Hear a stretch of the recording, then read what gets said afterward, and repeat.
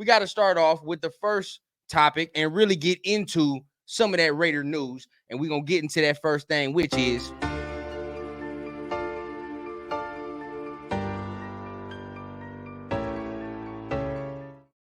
we got to get into the Raider Reese's, man. What's been going on in the nation? So without further ado, we're going to start off with the new signings, right? So who have the Raiders signed? So you know how we do it here on the rundown. You know we got to give you the rundown on whatever the Raiders do. So we're going to give you the rundown today on Andrus Peat. We're going to give you the rundown on Jalen Guyton, right? Because these are the guys that the Raiders have signed. So first and foremost, we're going to go ahead and start with the receiver that the Raiders added to the room, which is none other than Jalen Guyton, right? Kind of one-year deal, veteran thing, right? He comes in.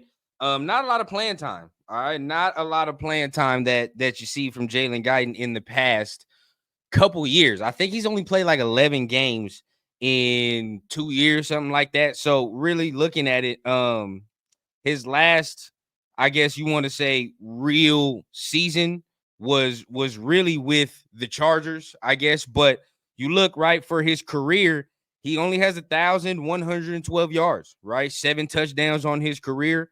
So not a lot, has went on as far as Jalen Guyton and what he's done as far as the past couple years. You look, he was with the Chargers in 2023, but played 10 games, right? Or played 8 games last year, only had 10 receptions, only had 21 targets, only had 89 yards, right? So that's where you're looking at Jalen Guyton. That's last year's production.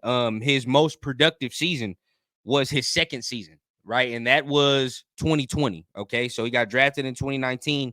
2020 was his most productive season. If y'all remember, that was the season he was with Justin Herbert, right? So that's the season he's with Justin Herbert. That's Justin Herbert's rookie season.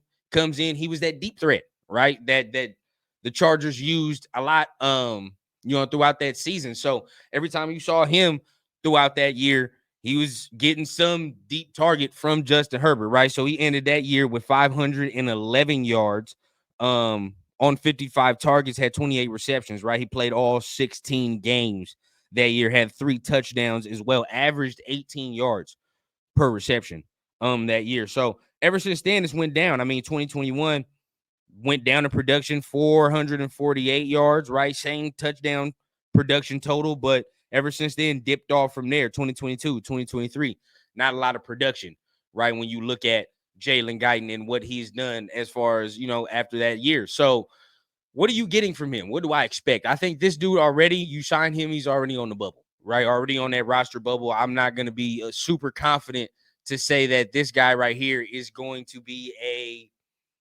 guy that's going to be a staple on the team, a guy that's going to see rotational minutes. You know what I mean? You sign Michael Gallup, right? So you look at the receiving core now.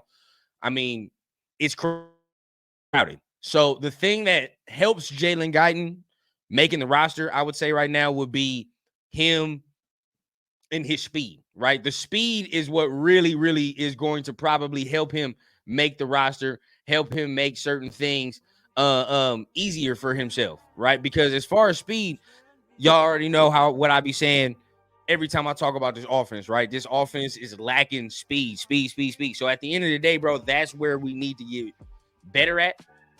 Jalen Guyton is that guy, right? So he's going to be able to take the top off of the defense, same as Trey Tucker. So that's going to be, something that helps in his favor, helps his case. But at the end of the day, still going to be a tough battle between him, because now you look, I see him battling with Wilkerson now, right? Him and Wilkerson are going to battle for a spot. Who's going to make it? So I think that's probably going to be on the bubble. I have more faith that Michael Gallup makes the team. If everybody's healthy, right? If everybody healthy, no injuries. If everybody healthy, I have more faith that Michael Gallup is probably going to make the team other than Jalen Guyton. But at the end of the day, this is a speed guy, and you can kind of use him on special teams as well if you're trying to fill that void and see if he can play special teams minutes with that speed. So once again, right, it's going this just adds to the battle of camp, right? This just adds to what the Raiders are going to be able to do as far as training camp, as far as what they get in the preseason with these battles to mix and match these rotations. All right, who's the better rotation? Who's going to be the better player a lot of things to watch as far as that this year, right? So once again, Raiders have signed wide receiver Jalen Guyton. What do I think about that? I think that he's a bubble guy, right? I don't think it's not a lot of confidence for me for him to make the roster. But if he does make the roster, it'll probably be because of the speed, be because of the special teams ability. So y'all let me know, man. Y'all let me know down below? How do you feel about the Raiders signing Jalen Guyton, right? Let me know in the comments right here. Let me go ahead and get through it as some of my guys pop in, man. My guys, SoCal Sal in the building. What's the deal, man? You know we couldn't get the party truly started without some of my guys, man. How you feeling? Glad you here, man. OJ, how you feeling? What's the deal? How you feeling? I see you on Turf's show too. I like that last little Grady game, man. I like Epps, right? I really like Epps. We're probably going to have to have a little discussion about that because I see a lot of people like to trash Epps. I don't get it, right? I think the defense significantly changed once Epps came in the building, but that's just me, right? That's just me. But yeah, as far as Jalen Guyton, I don't see a lot of help, right? I mean, a lot of, I want to say, I don't have a lot of confidence in that, right? For him to go ahead and make the squad and be a contributor.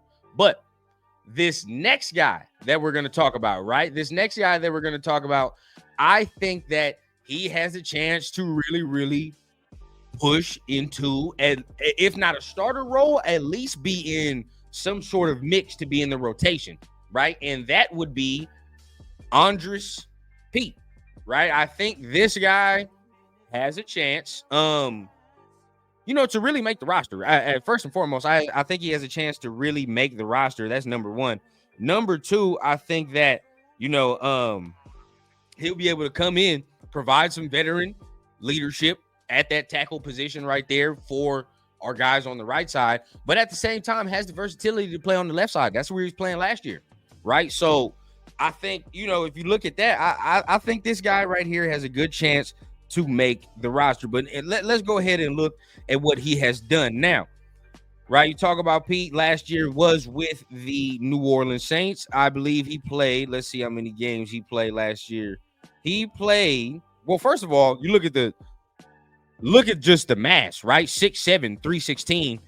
That's good shit right there. But, as you're logging it, played with the Saints from 2020. Well, actually, he's played with the Saints his whole career, right? Played with the Saints his whole career from 2015 to literally this last year, right? So this last year was, the year that he played the most games in 16 games, commanded that left side, right? He commanded that left side for the New Orleans Saints. Now, a lot of people will say that offensive line struggled, and deservedly it did, right? But at the same time, we know, I'm not even gonna say the name, but we know who the quarterback is over there, right? And at the same time, that quarterback over there that plays in New Orleans doesn't make life particularly easy on offensive linemen. So at that point right there, whatever, right? I don't think that I don't think that you can take it with a grain of salt, right? You look at their rankings, whatever. I don't think that tells the full picture. I don't think that tells the whole story. So with Pete, I think he was very solid, right? 30 years old, right? So not too old, but at the end of the day, I think he was solid. I think he's a guy that, I'm not going to say he's going to be a starter, but I think he's going to be in the rotation on that right side at the very minimum, right? And then you talk about that left side. If he makes the roster, he's a guy that I can see be a swing tackle, right? So that right side got ultra competitive, right? It got ultra fucking competitive. I'm not going to sit here and slate him as a starter because you already know me. I'm a Thayer Munford guy, right? And if you're new to the channel, right, shout out to you, salute to you first and foremost. But at the end of the day, right, your boy Rundown is a Thayer Munford supporter. So at the end of the day, I think Thayer Munford is going to be the guy to command that right side. But if you talk about the competition factor within it, now you go from Thayer Munford, boom, then you go to, right, our guy Delmar Glaze that you just draft right now, and then boom, you go straight into Andrus Peat. So now these are three guys that I think it's a viable competition now. Whoever comes out of that is going to be a guy that I'm going to be more confident in commanding that side, right? Because, you go through some guys that is pretty good competition. But at the end of the day, preseason is going to tell us everything. It's going to tell us everything. And I still think Thayer Munford can be that guy. I have some belief in that. But time will tell. And when they get on the field, once they touch that grass, we definitely going to see, right, who's going to be able to command that. But once again, right, the Raiders have signed Andrus Peat. Y'all let me know down below.